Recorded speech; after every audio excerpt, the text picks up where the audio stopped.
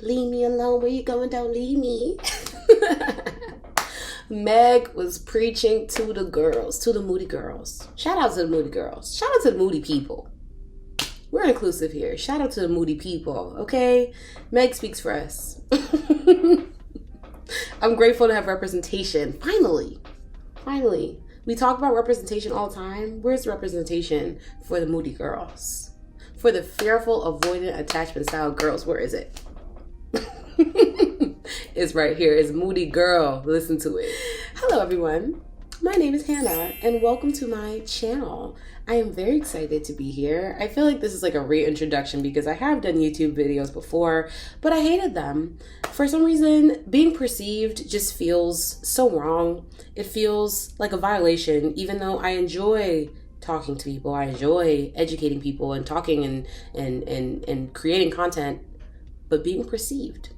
How do I create content without being perceived? I don't know. I'm still working on it. If someone knows, please comment and let me know. So whatever. I also felt like, I don't know, the world is ending. So why not just create the YouTube channel, right? Like, you've been wanting to do it. You've been sitting on your couch doing nothing. Where's that video? I'm about to insert the video of the guy. You've been sitting on your couch doing nothing. You need to get up and make that YouTube video because you're not doing anything anyway.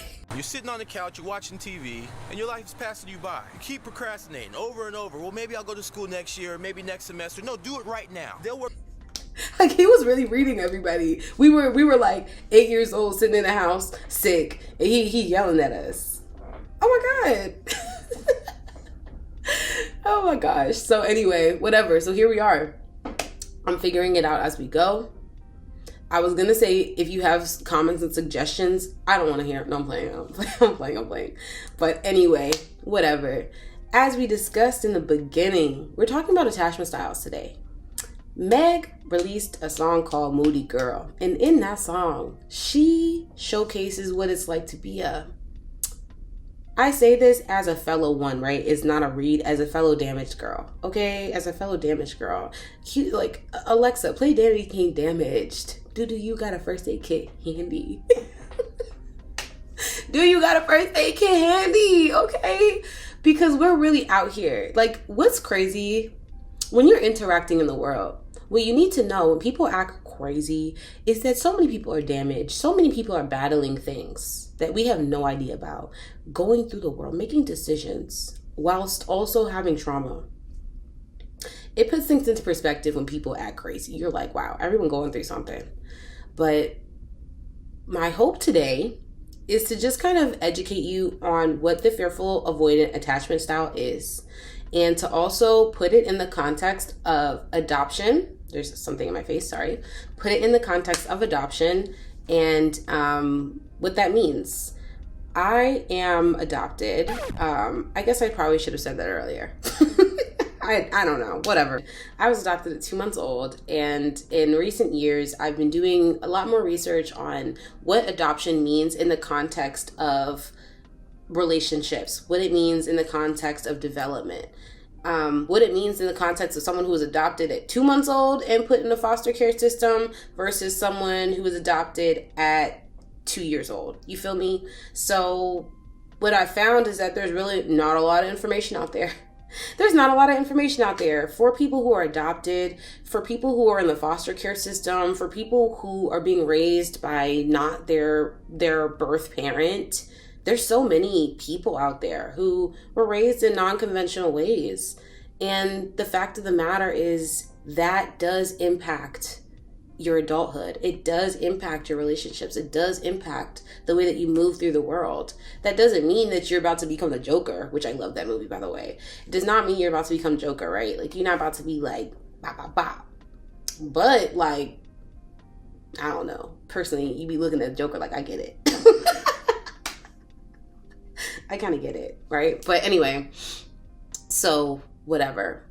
I wanted to just talk about the fearful avoidant attachment style because I had done some research, and I will put what I found in the description, but I had done some research on the fearful avoidant attachment style being quite prominent in people who are adopted. And first I'll go into kind of what it means and give you an example. And then I will give you some tips that I've used to combat it and how to move forward towards a secure attachment style and just to not let it impact your life. Because I think a fearful avoidant attachment style is just so like, it's so typical. Like the whole like, leave me alone, no, don't leave me. Like, oh my God, but it's so real. It's so real. So let's get into it. What is a fearful avoidant attachment style? What is it? Fearful avoidant attachment style is one of the 4 attachment styles. It's also called a disorganized attachment style, which I feel like is rude, but it's called a disorganized attachment style as well. And it's called disorganized because it involves a lot of different emotions happening at once.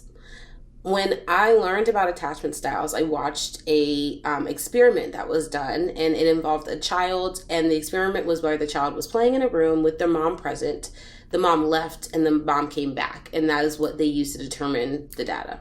So for the disorganized attachment, the child was playing in the room and the mom left and the kid was upset. And then when the mom came back, the kid was still upset, but allowed the mom to pick them up and hug them. But the kid like pushed her away, but then hugged her, but then pushed her away, but then hugged her. And in contrast, right, let's say a secure attachment.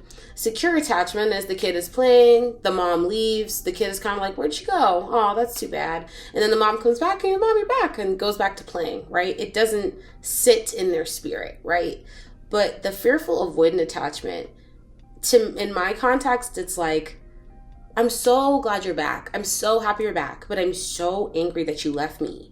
And I don't want to feel that feeling again. Like, it's like, I don't want to feel how it feels for when someone leaves. Like, that sucks. And obviously everyone feels that way, right? Like for the secure attachment, it wasn't that they didn't care. They weren't avoidant. They didn't show that they didn't care that the person left. They were upset. They're, oh, I missed them. But then when the person came back, they were able to regulate their emotions enough to process being sad that the person left, but then to put it into a perspective of, but they're back. And that means that whenever they leave, they'll come back. And I think that is the perspective that helps us move forward past the fearful avoidant attachment style. Next, why fearful avoidant attachment is prominent in people who are adopted. It's really prominent in people who have experienced trauma early on in their life.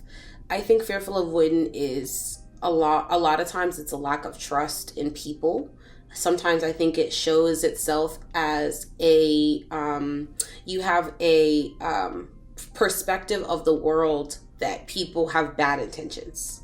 That is your default, is that people have bad intentions. Some people move through the world and their default is people have good intentions. They mean well. They don't want to hurt my feelings. I think it makes sense for someone who's adopted, no matter what age, even if you're adopted as an infant, they have done research to say that, those moments with your infant are so important. Having skin to skin contact is so important.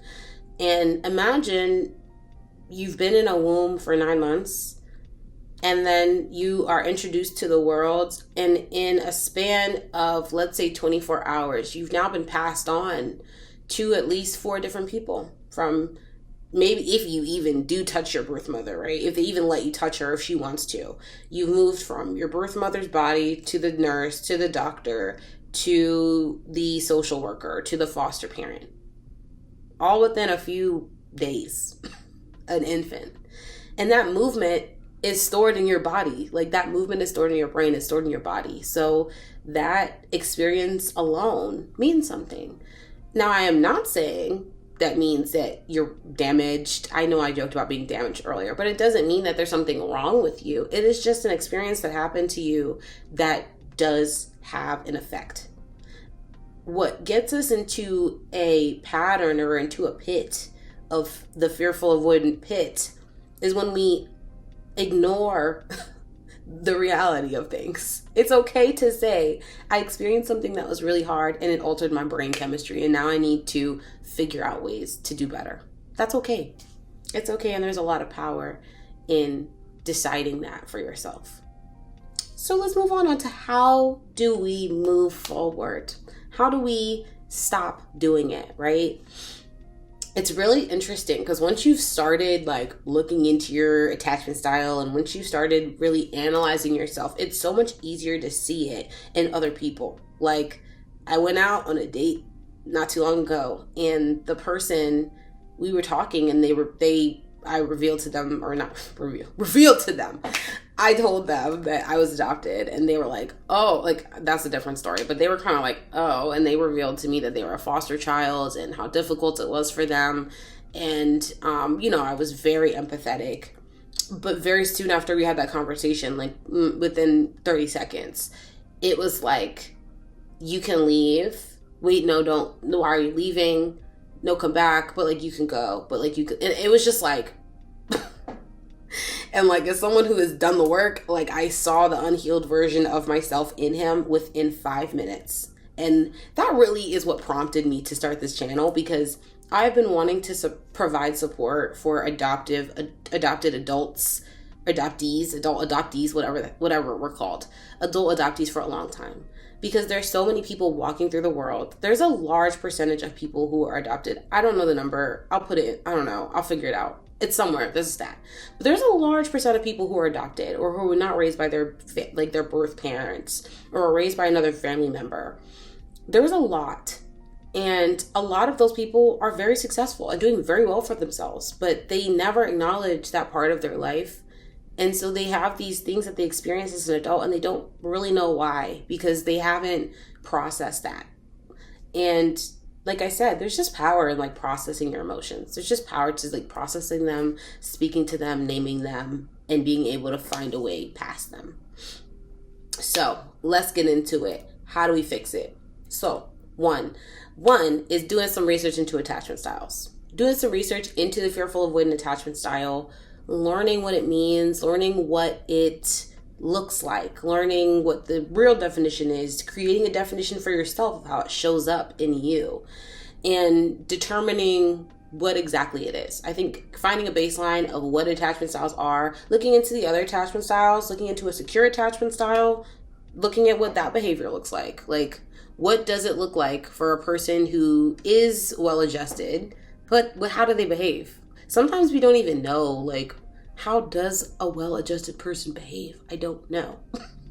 And that's hard when you don't have a framework for, like, some of us didn't see positive, like, relationships. You know, I actually grew up with a very positive relationship example. Like, my parents have a great marriage, and so, you know, I look at all the factors, and I was very fortunate growing up. And I felt like I didn't have permission to feel the way I felt or have the experiences that I did, because I felt like I was lucky because I was adopted. And that prevented me from acknowledging real things. Like, it prevented me from really having growth. So we'll get into that later, of how I actually like when someone actually was like, what do you think about being adopted? Do you think it means something? And I was like, duh. Anyway, I know you're waiting. You're on pins and needles. How do I fix this? Let's get to it. So, number 2 is kind of the second tier of that acknowledgement, is looking at situations that you've been in and analyzing them, figuring out what the patterns are, figuring out how does this show itself? How does it show up? How does your fearful attachment style show up in your life? Are there examples of when you, like the guy I went on a date with, like, have you had weird interactions with people where you're kind of like, why would I do that? Why did I do that? Like, you know what I'm saying? When you're just like, you do something, you're like, why did I do that? You know, or like when you tell someone to leave you alone, that's not really what you want. Like, when you've had those experiences, like, look back on those and figure out what the common denominator is. Was it the kind of person that you were talking to? Was it the period of your life that you were in? Was it, you know, I don't know, you're in your period? Who knows? Whatever. Like, find what that common denominator is. And then take that common denominator and look back into your life and think about being raised, and think about pivotal moments in your life growing up, and think about how that common denominator as an adult relates to something as a child. And it doesn't even have to be something that you in your mind like categorizes as traumatic. Like, it doesn't have to be that. It can just be something that happened to you as a kid and you thought it was quite normal. There's a lot when you start doing the work, and you look at your childhood and you look at the things that you thought were very normal, and you're like, I'm good. I don't need to talk about it. And you look at it through a lens of someone who's healthy and healed. And you go, no, that was not normal. That was not normal. I shouldn't have had to do that. I shouldn't have had to do that. Shouldn't have had to say that. I shouldn't have had to see that.